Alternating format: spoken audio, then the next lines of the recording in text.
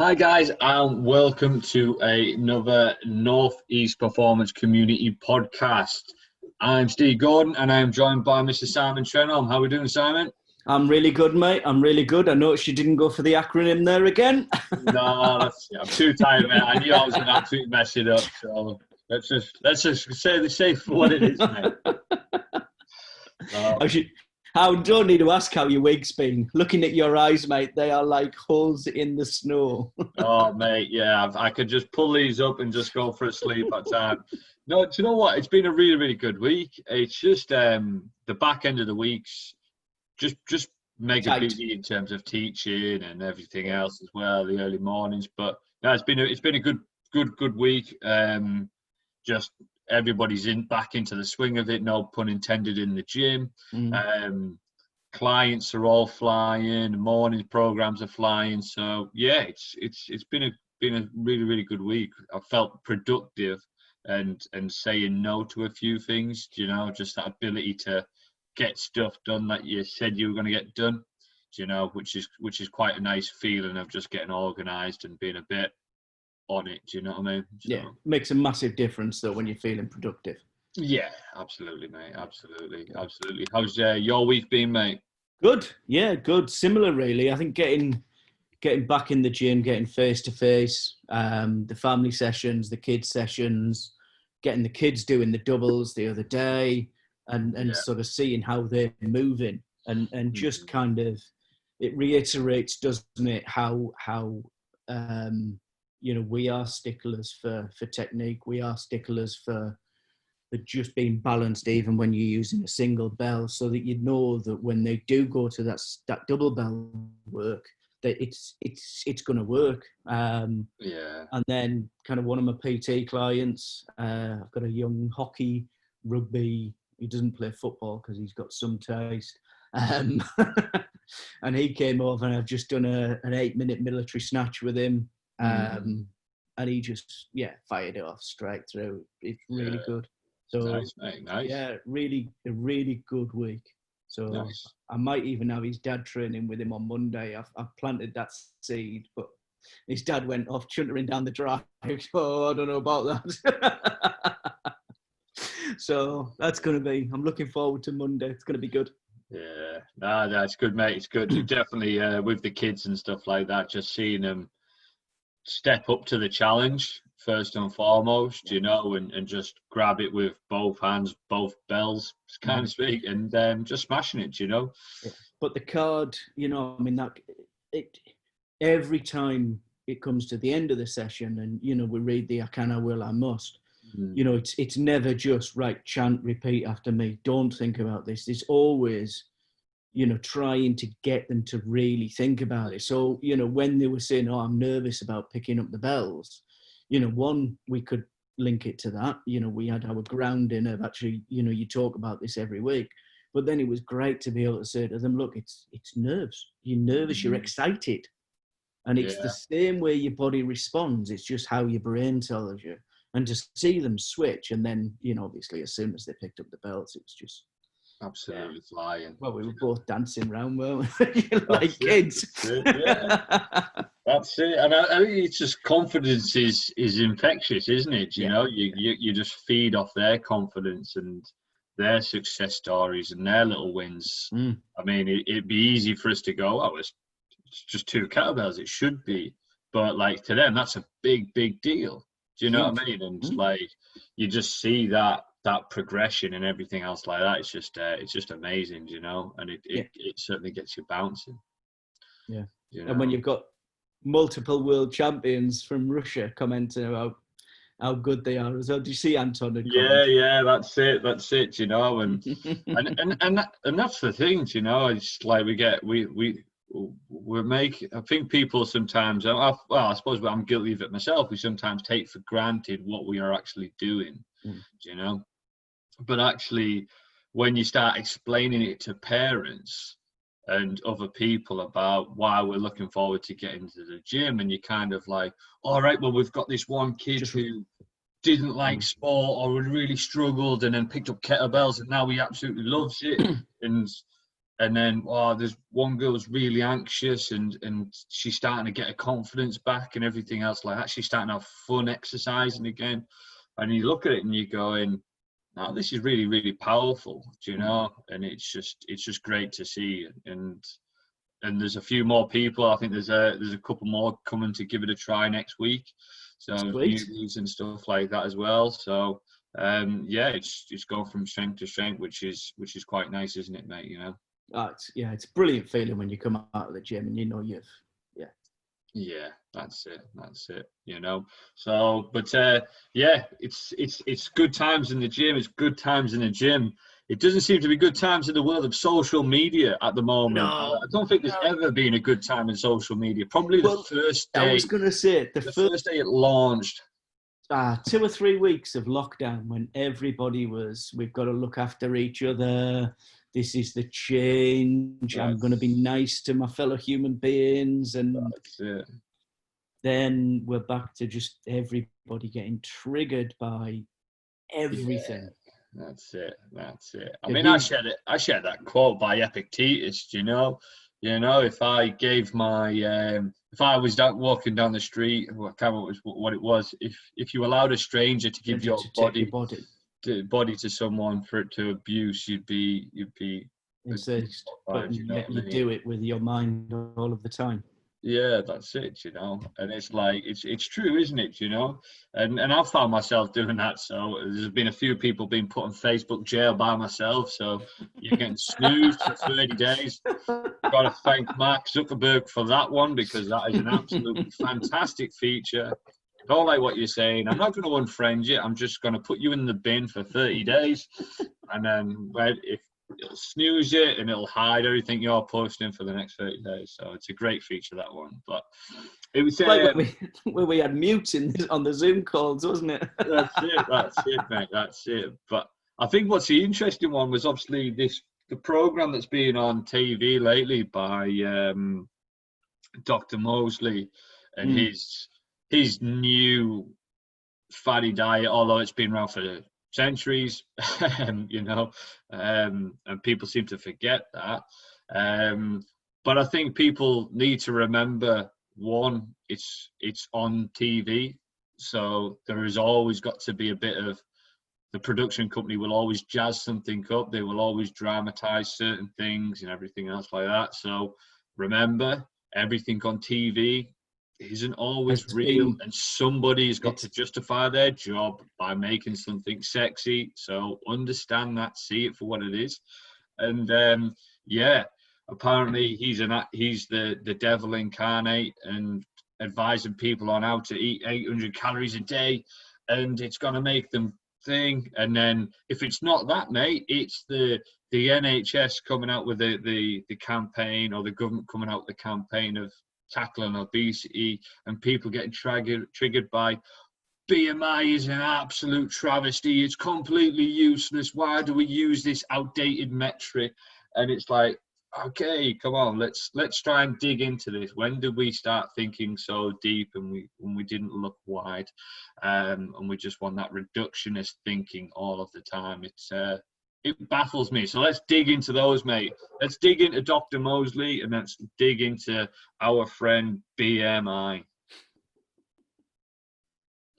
It's interesting, isn't it? I mean, I was saying to you earlier, how long have I been sort of reading round and articles and doing nutrition qualifications and that sort of stuff. And no, I'm not a dietitian, but, and I draw the line at that. But, nutrition's been my thing now for probably 4 or 5 years. And kind of when I came into nutrition, it was really sort of more coming out of the back end of my PT qual, my gym instructor's qual. And then went off and did the PN stuff. So I must have done the PN stuff 3 years ago now. And we had we've gone through the calories don't count. It's all about sugar, demonizing carbohydrates. Then protein was the be all and end all. And now we're back to actually calories do matter. And and intermittent fasting, and you know, the sort of Mosely diet, the 800 calories a day diet, as you know pointed out earlier. This is not a diet that you're going to go on for 6 months a year. It's a 2-3 week Kickstarter plan. Yeah. But how many personal trainers who will be getting triggered by this 800 a day, got 800 calories a day thing?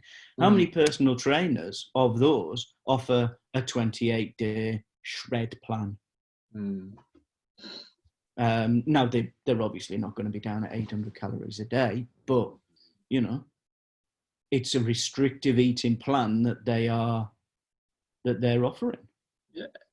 So, for anybody who doesn't know, so Dr. Mosely, he's a doctor, he's a clinician, and his Fast 800. Did he decide to call it the Fast 800? Maybe, maybe not. I dare say his PR company and his marketing company decided to call it that.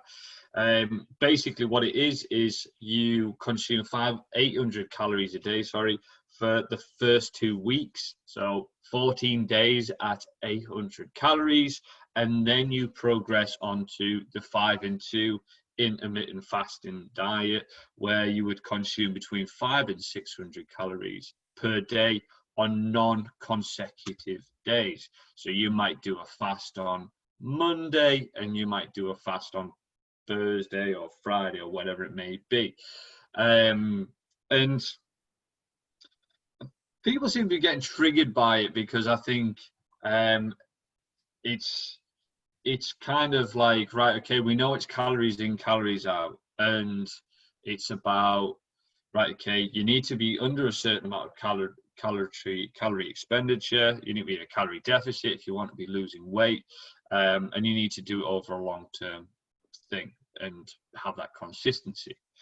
That's the science. Science proves that, and it goes time and time again. But I think people need to remember, okay, there's also the science backing up intermittent fasting, and I don't think we can disregard that. Okay, the issue we've got is intermittent fasting doesn't suit the Western world's lifestyle, because the simple fact is there's not a cat and owl's chance. If you've got a quid in your pocket, you are going to starve on any high street or any sort of area in the UK, because food is so readily available. It's so easy to get cheap, highly processed food. It's so readily available, it's ridiculous. So this is why it looks alien, because we're so conditioned now to be able to get food whenever we want. I'm still surprised when I speak to people and say, no, our food bill is about £400 a week. I mean, what are you buying? You know, really, what are you buying? Do you know, oh, we're doing really good at the moment, we've got it down to 200 quid a week. What are you buying? A family of 18? It must be a family or something, because I tell you what.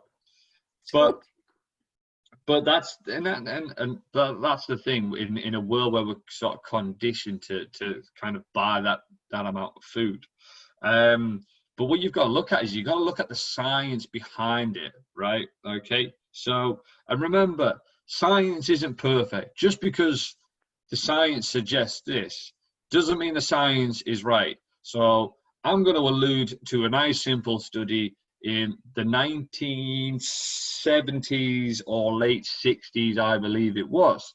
And basically, they looked at some Olympians and they were like, I think they're taking some extra supplements. So this study went out and went, right, I tell you what, we'll find out if steroids actually improve sports performance. Okay, let's give people 3 milligrams of testosterone every single day. Lo and behold, the study showed no increase in performance. Yes. No, steroids don't work. Steroids don't work. We've scientifically proven it. Steroids don't work. Oh, great. Okay, no worries. You guys, well, there's no point taking them. But do you know what? I feel pretty good at them. So I'm going to continue taking 100 milligrams of testosterone. I was going to say 120 milligrams. So, okay, I'm going to continue. I'm going to take 100 milligrams of whatever. Lo and behold, gold medal. gold medal, massive muscles, huge definition, looking like a Greek god on a platform and just setting world record after world record, male and female. And then the scientists descended to went, maybe we need to look at this again, because there's a lot of gold medals happening here. So maybe she should. Actually, if you do take 100 milligram of this said substance and this said supplement, you will get performance increase. Let's put that on the banned list. So take that into consideration. The science suggests this, but sometimes the science can be proven wrong. Remember, many, many, many, many years ago, there were very, very intelligent people, or perceived intelligent people. If you got sick, they would treat you by placing leeches on your body to get a blood transfusion. So again, sometimes you've got to take into account that science isn't always perfect. But so let's move on to intermittent fasting. We know you need to be in a calorie deficit to lose weight. Okay, science proves that. Okay, and it still continues to prove that. The mechanisms that are evolved in the fat burner process, however, are still highly complex. Okay, so things from hormonal levels, any sort of metabolic syndromes, lifestyle factors, the type of foods you're eating, exercise, activity levels, all of these things will come into play on how you effectively lose weight. So again, we need to be mindful of that. So when Dr. Mosely is suggesting the fast 800, I'm sure he didn't come out of it and just say, right, people are going to eat 800 calories for the rest of their life, forever and a day. Look at the science behind it. What happens when you fast? Actually, ghrelin is kind of upregulated. So ghrelin is your hunger hormone, and leptin, that starts to get regulated. So insulin and blood glucose starts to stabilize when you fast. So actually, when you're fasting, sleeping, that's what's happening with your body. But because we seem to be obsessed with a world of Netflix and chill, and we can't put Ben and Jerry's ice cream down, even though it is at 11 o'clock at night, and seeing as though we wake up first thing in the morning and we'll have a cup of coffee and a fry up, generally speaking, for a lot of people, or actually, I'm going to be good today, so I'm going to get some completely non-nutritious Special K into my diet to start my day with sugar on. And then be hungry again at 10:30. And yeah. So basically what happens is the hormones in your body don't get a chance to fully stabilize. Now, when they don't fully get a chance to stabilize, your body then just says, right, well, this is the norm. I am constantly going to be given food. So actually my hunger hormone and my leptin response, i.e. saying that I am full, I'm going to get, that's going to go out of whack. It's going to go out of kilter. So your hunger hormone is really upregulated. So you're hungry, I'm hungry, I need more food, I need more food, I need more food. Leptin starts to get left behind. And your hunger hormone starts to dwindle away. But because you're having an excess amount of calories, an excess amount of food and frequency, your insulin goes through the roof. And that doesn't get a chance to stabilize. So your blood sugars and your glucose levels go through the roof as well. So what does fasting do? The fasting starts to stabilize these things, okay? It starts to regulate itself. So what Dr. Mosely is suggesting is people do this to allow these hormones to settle down. People get to understand the relationship with being hungry and not going to die if you don't have food within an hour, okay? The body will not start to eat itself. The stomach doesn't start to eat its own lining as such if you haven't had a pack of biscuits within 90 minutes, okay? True fact. And he's suggesting that after that, you go on to a really highly nutritious diet and you use a 5 and a 2 split on that. And if you look at the diet book though, mate, it's not processed crap food. The recipes are whole foods. There's loads of veggies in there, and let's face it, nobody ever got fat eating broccoli. That would be a cool story. That yeah, you've got to deep fry it and coat it in cheese. But I might try. That sounds like a challenge. But again, But again, it's like, I think a lot of people are getting triggered and taking it out of context, like you said at the start. You know, this is not for an athlete with 10% body fat.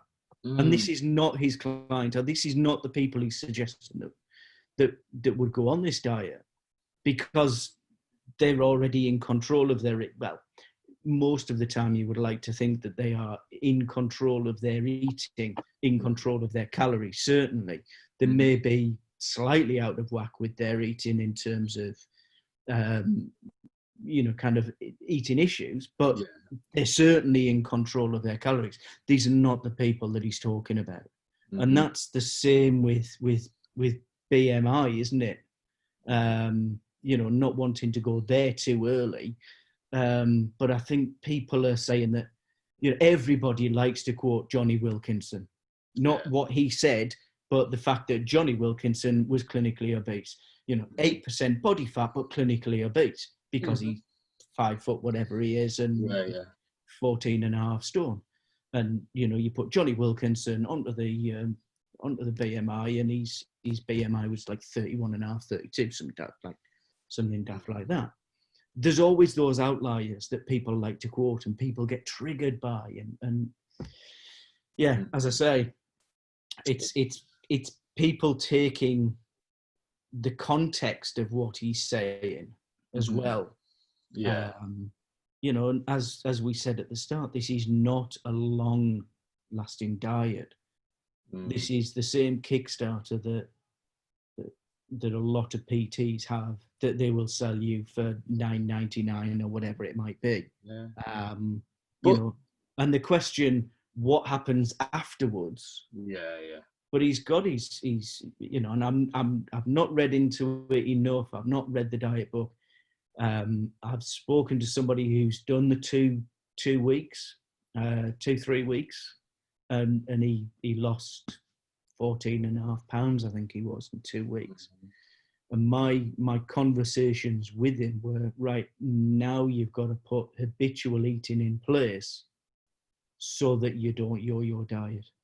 And that's the thing, isn't it? You use this as a Kickstarter, but if you go back to how you used to eat, you're just going to keep yo-yo dieting. And you're going to be on this 2 weeks, 800 calories every 3 months. And you're going to put the weight on, take it off, put the weight on, take it off, which, as we know, is horrendous for your body. So it's, where do you go after that? That I think people also need to be very mindful of. And the 5-2 habitual stuff, but get used to, within that 5 and 2, eating minimally processed whole foods. That it's the good stuff that I keep banging on about, isn't it? And Charlotte keeps banging on about. That's it.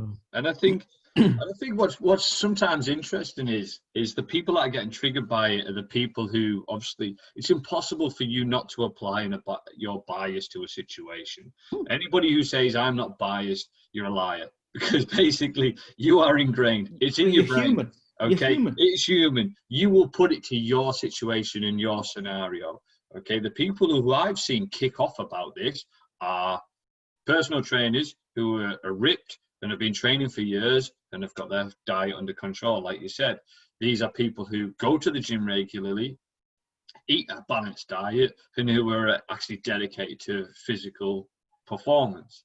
These are athletes who train multiple times a day, and everything's like, that would never work. Why would you suggest that sort of thing? We know it works over a long term and everything else like that. What we need to look at, though, let's look at the stages of change. Look at Petrasca's model and Di Clemente's model. I bastardized their name, butchered them, but I'm English, that's what we do. So, early stages of motivation, when somebody is in that ready state to change, okay, you want to capitalize on that. People need to see big results in a short period of time, okay, to keep them coming back and keep them going. Now, as long as the education and the support is running parallel to this, then what's the issue? The issue comes when people try and do these sorts of diets and they don't have anything else in place i.e. a support network, a coach, or they don't have the education and thinking, right, well, it's 800 calories a day, so that gives me enough for a Mars bar and a chip butty on an evening. That's the people who end up falling down. But actually, for the people who have been stressed with diet and monetary and metabolic issues for such a long period of time, where it's starting to cause massive psychological issues, is this a viable option? Looking at the science, looking at what it is, as long as you've got the counselling and the support alongside it, why not? It's shown to be, it works, and again, as long as you put it in that context, how do you get somebody from point A to point B?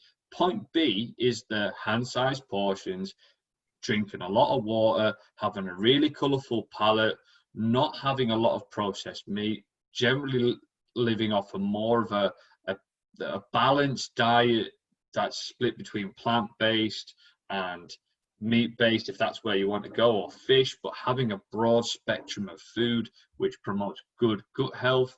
That is point B. How you start somebody from point A, that's so many different situations, so many different ways to get to start that.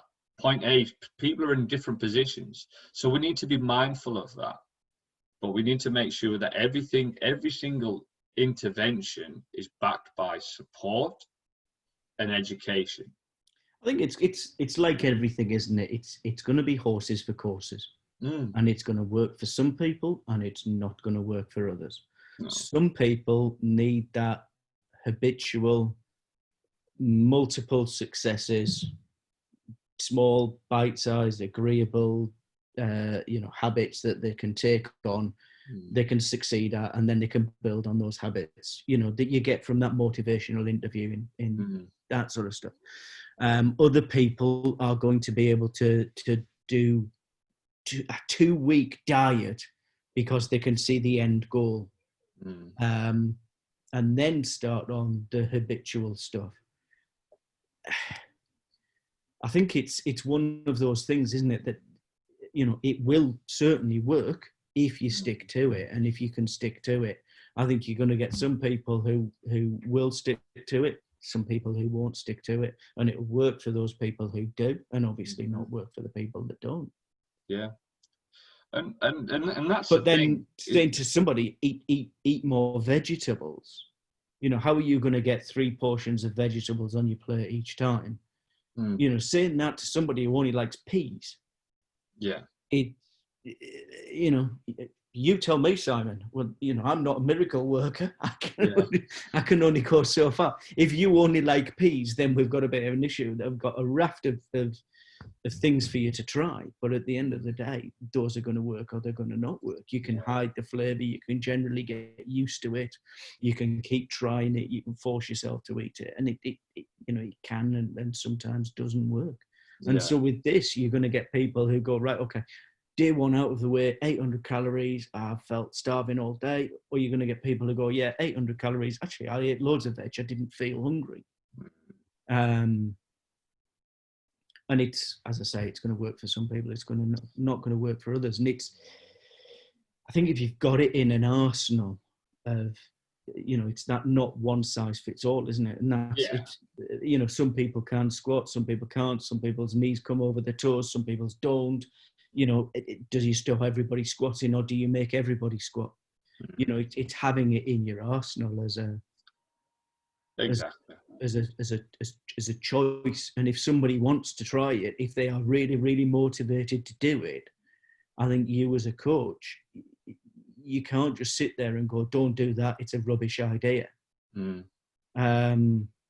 Because somebody's coming to you to support you in that. Now, if there's reasonable scientific evidence that it's going to work, if it's not going to damage their health, which the science says that it's not, is it going to have a positive effect on them? The science suggests yes. And so me as a coach, you as a coach, we've got to turn around and say, well, actually, this is the big picture. This is what the science says. This is what you're going to feel. You may feel hunger pangs it's interesting to experiment with hunger anyway, from a habitual point of view. You know, I will support you through it if this is what you want to do. And it's giving people the big picture and not just saying, no, that's wrong. But by my 28-day fat loss shred program that is $7.99 on the website. He's a funny one though. So obviously, you looked at, I think, Pearson's paper, who did a cross-sectional thing. So let's look at 16 interventions they're all proven to be successful. 11 showed significant weight loss. So significant weight loss. So it was a big change. It was enough to say this actually works here. Okay, so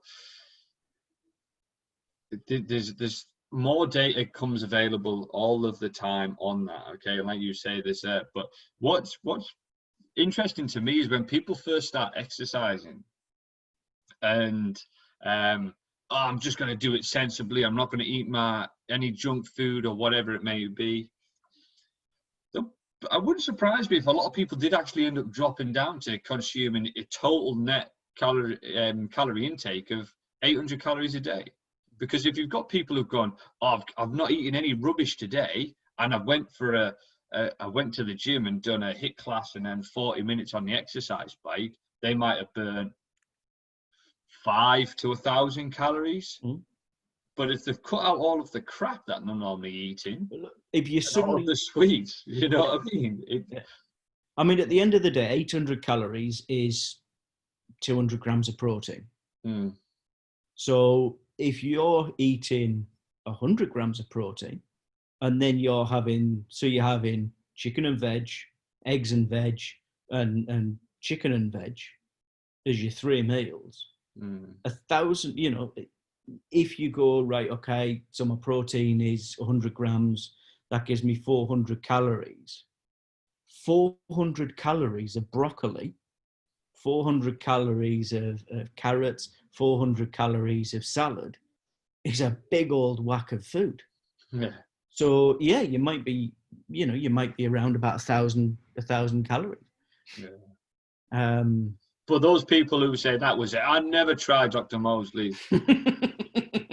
I think it's just people get triggered by stuff, isn't it? Yeah. And I think look, the media have got a massive part to play in this. And I hark back to that cycle of, you know, calories don't count, sugar's the enemy, protein in everything, including bloody cornflakes and Weetabix. And now calories do count, and then it'll be no, calories don't count, sugar, and then protein. You know, and I think people within the industry are getting triggered by the mainstream media, because the mainstream media are just digging all the time. You know, there's people in the mainstream media, and their whole business plan, their whole idea is to wind people up and say stuff that is going to be deliberately inflammatory. Katie Hopkins is a classic example. Apparently her mother hates how Katie Hopkins comes across in the media, to the point that, you know, she hardly talks. Her whole persona, and whether she was like that at the start, whether she's like that now behind closed doors, who knows? But her whole persona is just there to wind people up and say things that are inflammatory. And you look at the Daily Mail, and they're doing it all the time. You're looking at mainstream media. So whether this is a backlash from the fitness industry about that, or whether we are just in general, because of the stress levels, that everybody's heightened stress levels because of COVID and lockdown and that sort of stuff, people are getting triggered more and more and more. I really don't know what it is, mate. I really don't. But it becomes quite difficult to not get triggered and just take a step back, take a deep breath, and go, well, actually, let's look at the science behind it. Let's go and look at the papers. Let's go on Google Scholar, because it's great. Let's get informed. And let's make an informed decision, rather than reading Karen from down the road's post, who, you know, has been talking to her Auntie Jackie, and suddenly, no, actually carbohydrates are the devil in, Yeah, that's so, it. and it just goes back to, it was on Facebook the other day, and people ask me all the time, what's the best diet to be on? They'll ask you the very same question. What's the best diet to be on? And the best diet to be on is the one that you can do consistently, that you will stick with long term. Yeah. And if you've got Mosley's intervention of 800 calories for 2 weeks and then 5 at 2, if it fits your lifestyle, if you cope with it, if it works for you, that's the best diet for you to be on. Yeah. Exactly that, and I think it's getting that balance and understanding what's actually occurring here and who's the end user of this information that people are looking for, and again it goes back to BMI. So I saw a lot of trainers, obviously the NHS or the government brought out that app, didn't it, to try and help people and ask them questions and sort of talk about, okay, you need to be on this amount of calories and everything else as well. Is it right that they get people to look at start counting calories and stuff like that? Actually, the way people need things to be as simple as possible. So it's a starters for 10 to actually be more aware of calories first and foremost. And actually, the government aren't concerned about the local PT or the local rugby team or the local sports club or the local fitness enthusiast who goes to the gym 6-7 times a week.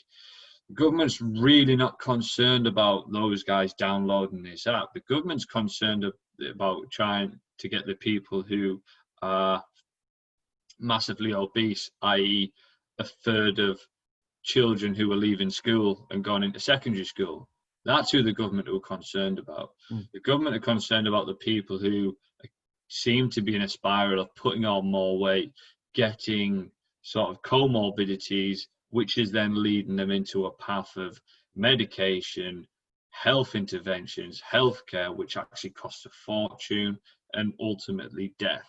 That's the people who they are trying to target at. To say BMI is absolutely useless for me, I think it's ignorant, because I think how else would you ask people to gather as much data as they possibly could on a population of however many million are within the UK?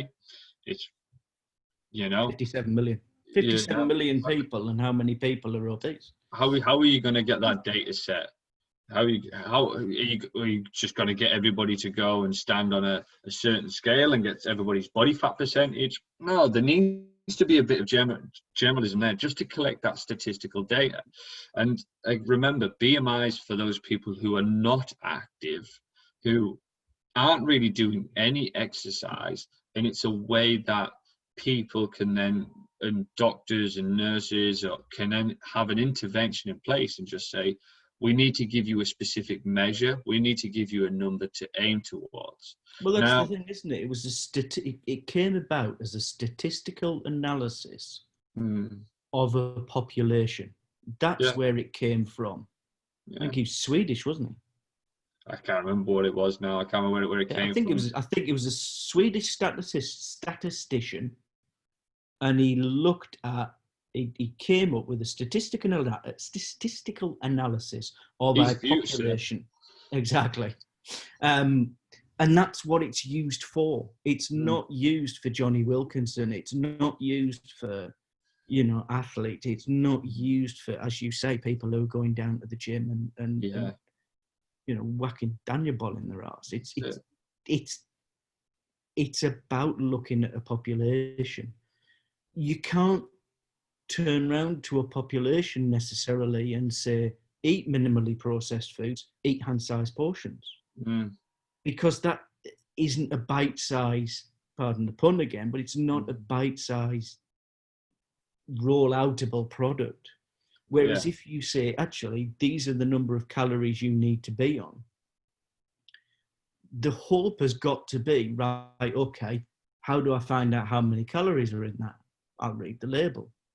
Okay, the label on it may be 20%, 25% inaccurate. But if you're getting people going, I need to eat fewer calories, I need to take a little bit more interest in what I'm putting in my cake all, then it's got to be a better thing than doing nothing or doing too much, too scientific. And the coaching views come off the back of your card and off the back of your back packet and onto an A4 sheet of paper that nobody ever reads. Yeah. So it's the devil in the deep blue sea for the government, though, isn't it? Well, that's I'm not saying that, you know, they do a lot of stuff right, but, you know, whomever is in power has to deal with the general populace. And what we've got to remember is, listen, this is the culture we bought into. This is what we've signed up to. We've signed up into a commercialist, industrialist, absolute beast. But it's been it's the last 30 years, 40 years. Know, what you know, in the 80s. We are just a consumer nation. We just consume, whether that be consume services, whether that be consume food, end product, whatever it may be. That's the nature we are. That is the population as a whole.